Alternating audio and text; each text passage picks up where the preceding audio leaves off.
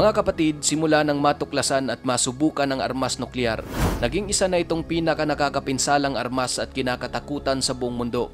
Sa pamamagitan ng isang nuclear weapon, maaring mabura ang isang bansa dahil sa lupit ng pinsalang dulot nito.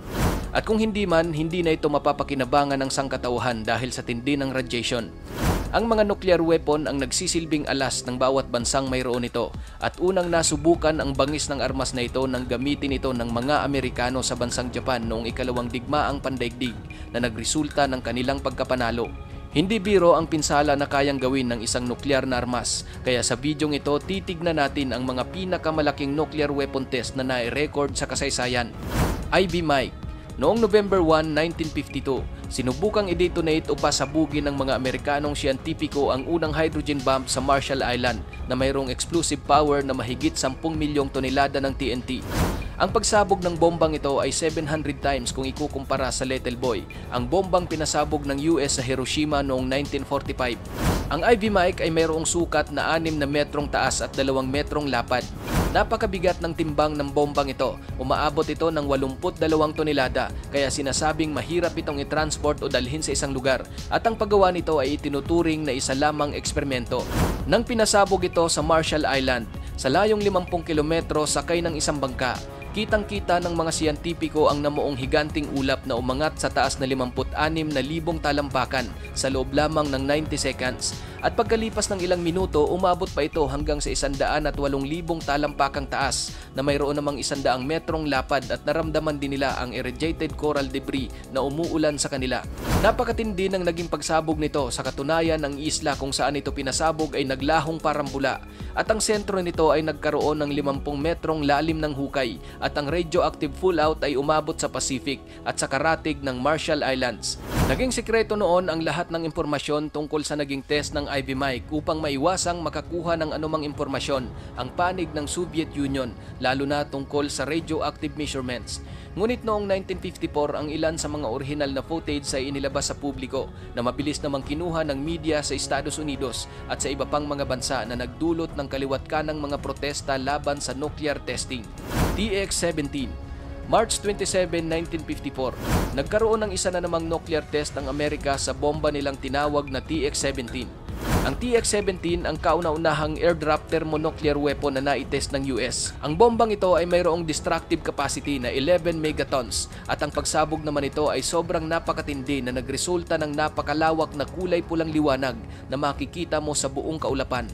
Castle Bravo.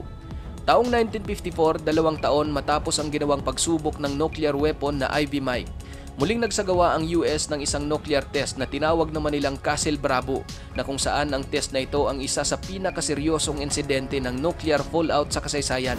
Ang Castle Bravo ay isang uri ng thermonuclear weapon na bahagi ng Operation Castle ng Estados Unidos na nagkaroon ng isang error sa disenyo. Dahil doon, hindi inaasahan na ang pagsabog nito ay aabot ng 15,000 kiloton na mayroong mushroom cloud na aabot ng 25 miles o 40 kilometer ang taas. Hindi nila inaasahan na aabot sa 2.5 beses na mas malakas ito kesa sa orihinal na plano at mahigit 1,000 beses na mas malakas kesa sa bomba na tumama sa Hiroshima.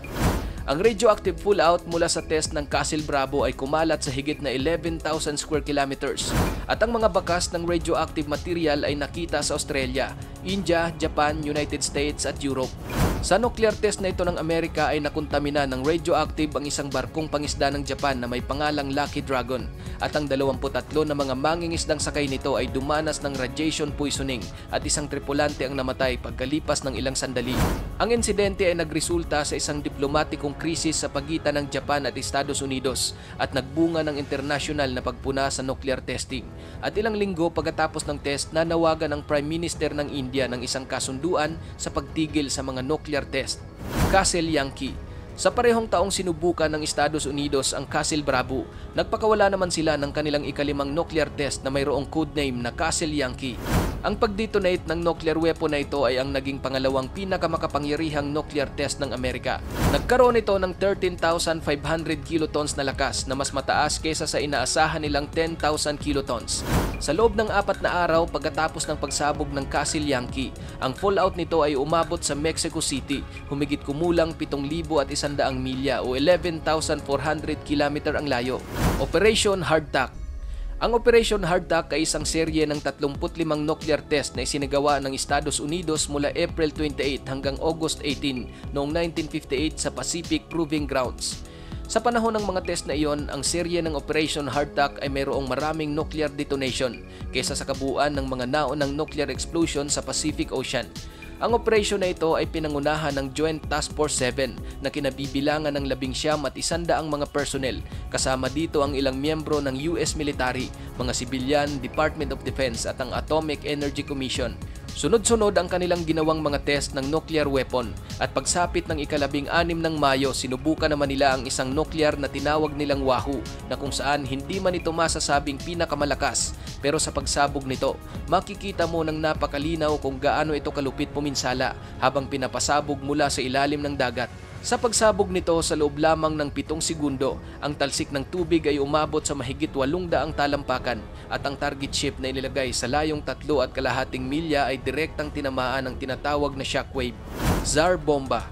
October 30, 1961. Sinubukang i-detonate ng Soviet Union ang pinakamalaking nuclear weapon na ginawa sa kasaysayan na tinawag nilang RDS-220 o Tsar Bomba.